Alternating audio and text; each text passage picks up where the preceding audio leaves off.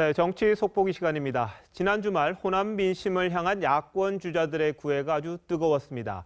오늘은 이하원 조선일보 논설위원 모시고 야권 주자들의 호남 전쟁 어떻게 될지 좀 자세히 알아보겠습니다. 자, 어서 오십시오. 네. 자, 지난 주말에 문재인 전 대표 갔고 오늘은 또 안철수 후보도 갔고 안희정 충남지사 민주당에서 갔습니다. 근데 아무래도 야권의 대선 후보가 되려면 호남을 무시할 수가 없지 않겠습니까? 네.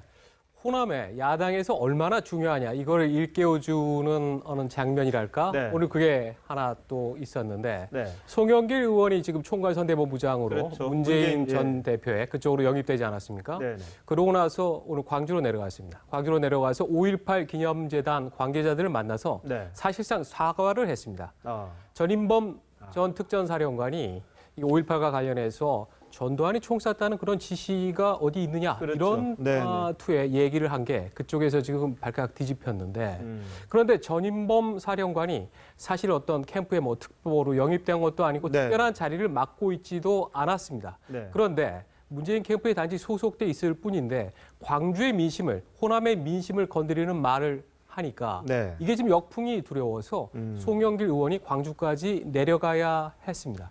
그 정도로 지금 무슨 지금 캠프 내 중요한 직책을 맡은 인사도 아닌데 더군다나 전인범 사령관은 사퇴했는데 송영길 의원이 가서 5.18의 정신을 잘 살리겠다라고 좀 얘기해야 할 정도로 광주에 이 호남의 민심이 또 그만큼 중요하고 또 하나는 네.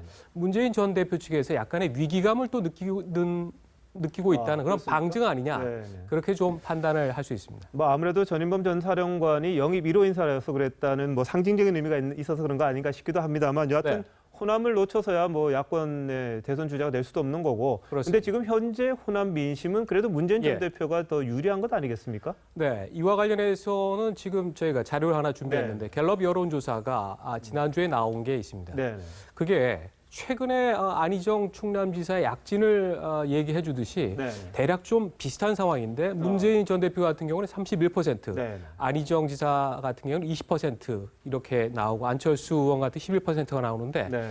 안희정 지사 같은 경우가 전국적으로는 19%를 지난주에 얻었습니다. 그래서 대략 이게 지금 전국적으로 올라가는 그런 속도하고 또 다음에 호남에서도 안희정 지사 좀 다시 봐야겠는데 네. 주목해 볼 만하다 이런 얘기가 지금 나오고 있고 예. 또 민심에서도 조선일보가 지금 잘 여론을 좀 전하는 거 보면 네. 한 기류는 아니 미워도 이번 대세는 문재인이다. 지난 총선 때 때문에 그런 거죠? 밉다는 그렇죠. 게. 네.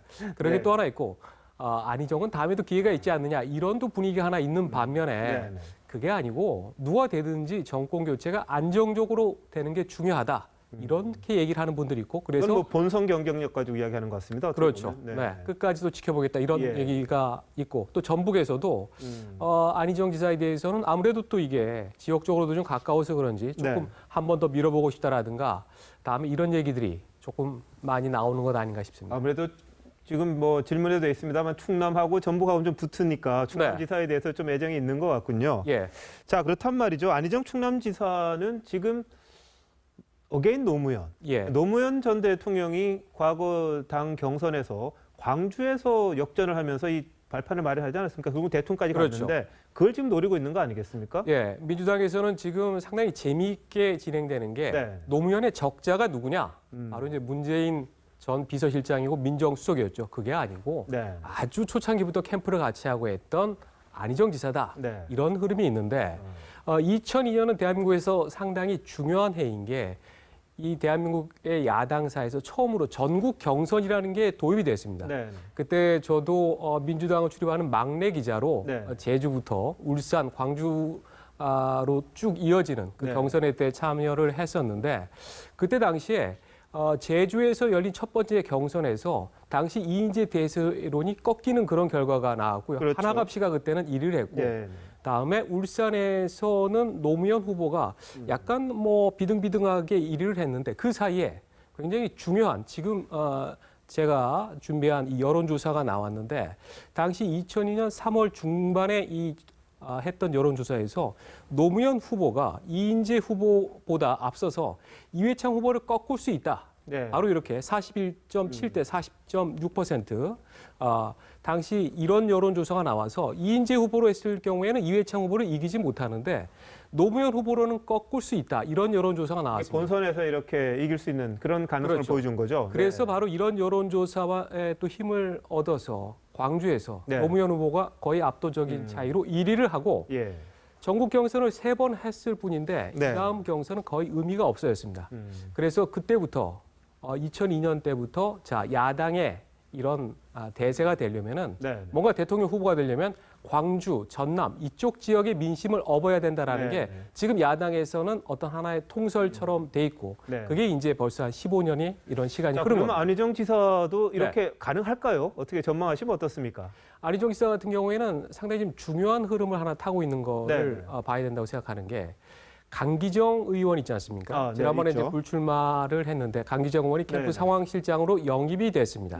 그리고 문재인 대표 같은 경우에는 사실 친문 쪽에서 네. 작년에 추미애 대표가 당대표가 될 때 컷오프라는 걸 통해서 사실 송영길 의원을 떨어뜨렸는데 필요하니까 영입을 했거든요. 네, 네.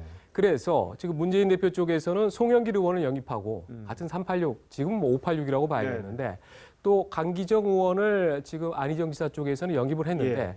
강기정 의원 같은 경우는 내년 뭐 전남도지사라든가 광주시장에 네, 네. 이렇게 도전을 생각하고 있을 정도로 상당히 그쪽에서 지지세가 좀 탄탄합니다. 그래서 한번 지금 기대를 걸어보고 보면은 있군요. 네, 광주 전남 쪽에서 이전에 386 세대 세력들이 네. 뭔가 지금 안희정 지사 쪽으로 좀 직결하는 그런 양상이 나타나는 하나의 네. 단면도 있지 않나 싶어서 상당히 좀 주목을 해봐야 된다고 네, 생각합니다. 알겠습니다. 뭐 민주당 내에서의 호남 대전이 어떻게 될지 참 중요한 것 같고 한번 좀 네. 지켜봐야겠군요. 오늘 감사합니다. 네.